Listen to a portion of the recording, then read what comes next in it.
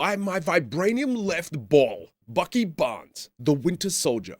Do I care? I think Bucky is one of the few through lines that has actually been in the majority of the Avengers movies, and now possibly more screen time than any of our main heroes all put together. His relationship with Steve Rogers defined Captain America's first three movies. In the first Avenger, it was established. In the second one, you saw that Steve will not give up on his friend. And in Civil War, you get to see how far Steve will go, including Steve tearing down everything that he'd ever built. The Avengers, all his relationships and friendships to stand by his one friend. We do not have any great romances that run through the course of the MCU. I mean, what, Pepper Potts and Stark's on again, off again thing, but Bucky and Cap. I'm not shipping anything here. I'm talking about a bromance. This is a genuine platonic friendship that has moved through all these movies, and I think is really the underlying relationship of the Marvel Universe.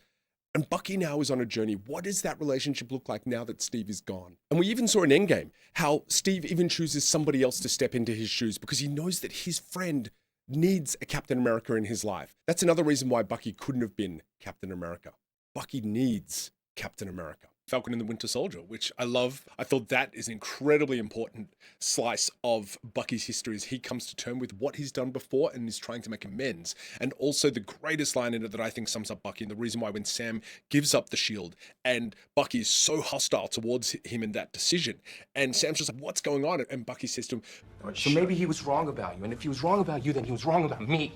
And as we've seen all those previous movies where Steve doubled down, tripled down on his relationship with Bucky, believing that his friend was in there and could come back, suddenly came crashing down in that. And I think Bucky, more than anybody, still feels the weight of what he did while he was brainwashed as the Winter Soldier, as an assassin, and is trying to work through that. What does that look like for Bucky? What does Bucky's future look like now?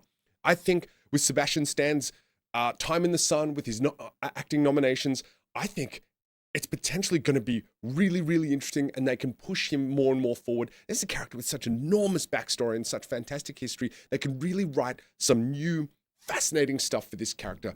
How will Bucky move forward with this relationship, with a new Captain America, with the world around him? What does his level of redemption look like? And I think this is one of those stories that can really powerfully move forward the MCU in a way that takes us from the earlier phases through from phase 5 and now into the potential phase 6. Bucky Barnes. Do I care? Hell yeah.